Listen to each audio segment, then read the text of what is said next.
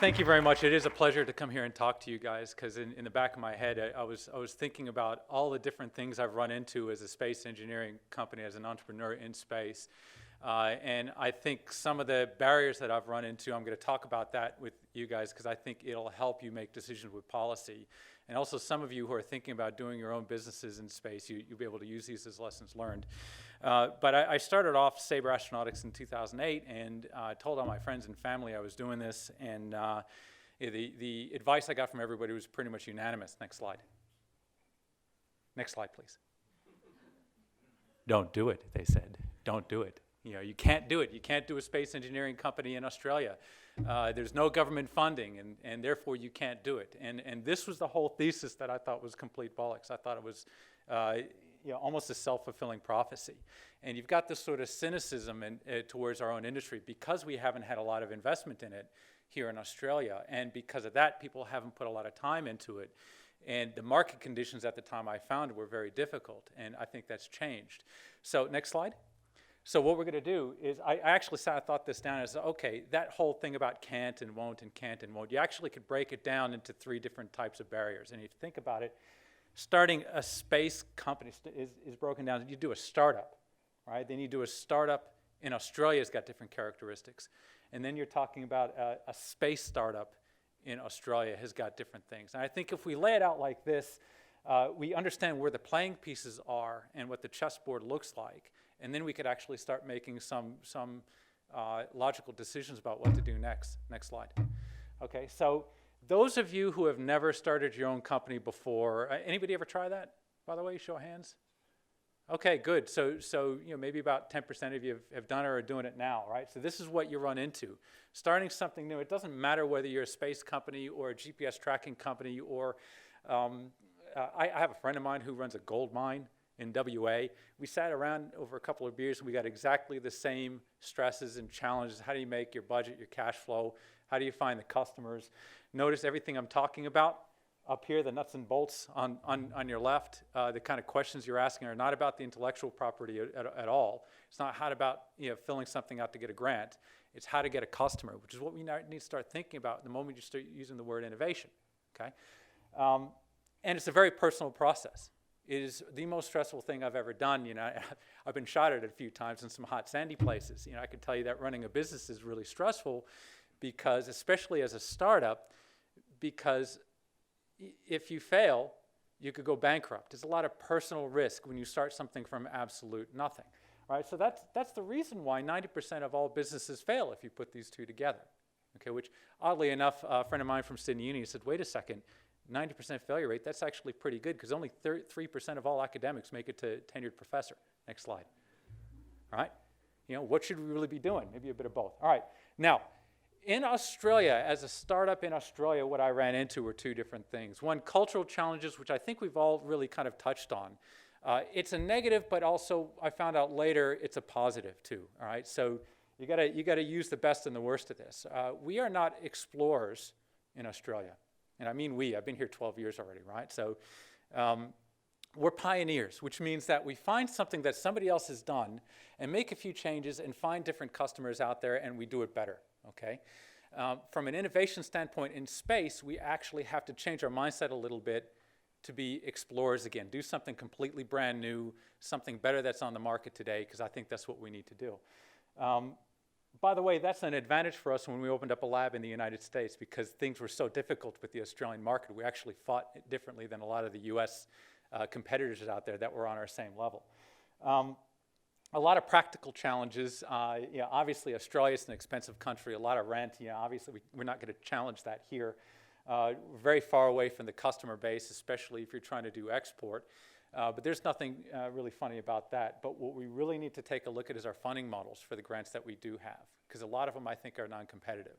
There's this sort of idea if you want to create something brand new, again, conservative country, that the only place you could do this is either from university or CSIRO or formerly NICTA. And what happens is if you're a startup that's building a business around some really hard IP, taking a lot of personal risk, the moment you start off, you're competing now with universities who are doing research with the NICTAs and the CSIROs. And again, this is not just a space thing, right? Because I see people in the IT community that are doing research, big data analytics, Internet of Things, a lot of really good stuff that's happening outside of university. They try and get off the gate, and they get really tough competitive space when you're trying to fight a CSIRO brand for the same customer. So we really got to pay attention to that. Next slide. Okay. Now we come to the Australian Space Challenge, and this really ties in. If you think of everything I just said before about starting something brand new, and you think about the market conditions we've had for so long, the Australian space economy is almost entirely an import economy, and these numbers change depending on who you're asked. So for the sake of argument, let's just say it's anywhere we're spending $3 to $7 billion per year on space stuff, all right, upstream, downstream, whatever. That's almost entirely on import, right? And everything that we have right now, from our tax to our regulations, is all set up to make it easier for companies to come in and sell us their space products. And it's a logical decision to make 5 years ago, because we don't have any local suppliers, or we don't have much as far as local buyers, right? So all the money that we're trying to get is through grants back to academia, and you get that cycle going on, and it's kind of hard to get that back on the market, because now you're competing with the US market and the Europeans, right? So at the same time, and this is where some of you are going to look at me funny, we actually don't have a very good international brand, all right? The academics are going to scrunch their faces. If you're an academic, you got a really good brand, because we're doing awesome research here in Australia, as Chris Bashusin said. Research here is awesome, right? And everybody knows we got good research. But as a business, when you show up at someone's doorstep in Colorado, out in Denver, and you say, look, I got this great product, it's awesome IP, don't you want it? They say, I love you, but you're Australian. Australians don't do space, okay? And you add to that the long distance, the fact that Americans tend to buy from other Americans. That's half the entire $350 billion space market right there. And countries tend to be a bit insular, and they buy and sell from each other. But we signed the ITAR agreement, which means American companies are coming to Australia and saying, you need a satellite, you need a satellite, you need a satellite. Here's some money, I'll buy it off you. So there's an opportunity. And again, the pieces on the chessboard, if you're not trying to do any really hard innovation, as opposed to if you're a university that you're doing really good IP, there's a really good exit for you, right? So that's an opportunity as well as a challenge. But for an innovation community, it's a bit of a checkmate scenario, right? Next slide. So, luckily, I don't have to go on a CubeSats here, but what's important for you guys to know is of the customers that I get, the average startup funds for a CubeSat company, like what Chris started off with, was it's about $200,000 per mission. That includes satellite launch, cash flow, customers, et cetera, et cetera. And that's really awesome, because next slide, space is now bootstrappable. $200,000 per mission, per company. That's less than a third of the cost of a Boost Juice franchise. Think it through, right? You could get friends and family funding. You could go to a bank and get a small business loan. You could mortgage a house. If you're a motivated entrepreneur, you're going to be doing this anyways, all right, if you're in IT or whatever. So now space barriers are now down to where everything else is at for creating a new business. Next slide. All right, so that leads us to, what do we do about this? We got a new condition. It's a great opportunity for Australia, all right? So we got to fix our culture a bit. We got to fix our language. Just the fact that the Prime Minister and Christopher Pine stands up and says, all right, now we're going to look at space. Me on the ground, as a small business, means I've had 3 investors call me up that week, all right? All from the fact that somebody said something positive about what we could do here in Australia. Because the market condition's obvious. The disruption is obvious, and it's actually happening in Australia, right? I know about 12 startups just off the top of my head, and just under half of them have received their seed funding in the last 4 months. That tells you that this is moving, it's moving now, right? So we got no reason to be cynical about it. We could be quite upbeat about it, and we could also change the way we behave towards startups. Instead of saying, you're just a startup, you can't do it, let me know when you're bigger, right? We could say, how can we help? And you actively find ways to help these companies out. And I found that by creating that sort of community, it's all starting to gel. On the right, some specific policy changes that we can consider. We need to get rid of the import economy. We need to protect this seed community that we have, right? And the way to do that is you need to ditch the tax credits that we have for import. We need to get rid of it right away. It's dangerous for us now. It made sense 5 years ago. For now, it's a disaster. Get rid of it. Replace it with, start taxing imports, all right, like the Indians do for software.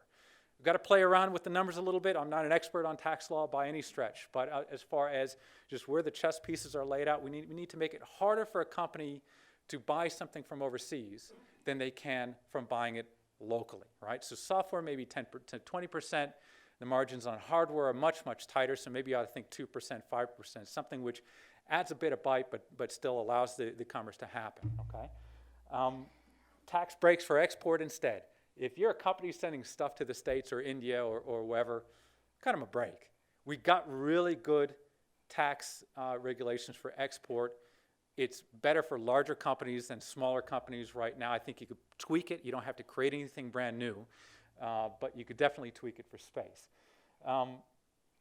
There's a bit more and again, I'm an entrepreneur. I'm not an expert in launch insurance and things like that, but I do get complaints from my customers about the way insurance is done here in Australia as opposed to other countries which have more experience launching.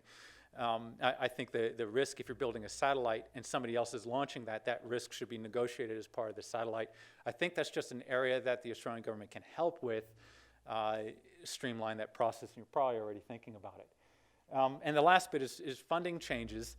And we've got to be a bit careful here because I think you still want funding going to universities. I don't want to stop any of that. I think that's very useful. And like Chris said, you got to promote the PhD students in producing new IP and find ways for them to spin out.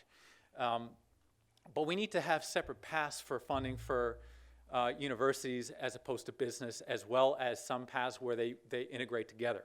Right now, the path is, if you want to get funding from a grant program and you're a small business, you're almost required, 90% of the grants out there, you're required to work with a university. Makes sense if no businesses are innovating themselves. That is no longer happening. They are innovating themselves. So we've got to have separate paths. If you're a business and doing innovation, you could do that. And if you're a university, you still get your funding. All right? Last slide. That's pretty much it. If we do all of these things, if we do this, the effects that I'm projecting are we're going to be able to compete with the UK space program. They're one of the biggest in Europe right now. They're very aggressive. We're going to be able to hold our own against the Americans from coming and trying to buy up all that market share, which they're doing very actively right now, I could tell you. And we'll be able to dominate Southeast Asia. Okay, we're talking India, Singapore, Philippines. We're not going to play with China so much. I don't think that's very appropriate for Australia to do. But certainly in Brazil as well, we could play in there because they are not really thinking about CubeSats the way we are right now. Okay, they're not spawning startups. We already got our first half dozen to 20 startups in Australia. We got our first seed that we can gel. So we got a heads up. We got a start on them. So that's it. That's my talk. I hope it helps. Let me know if there's anything I can do.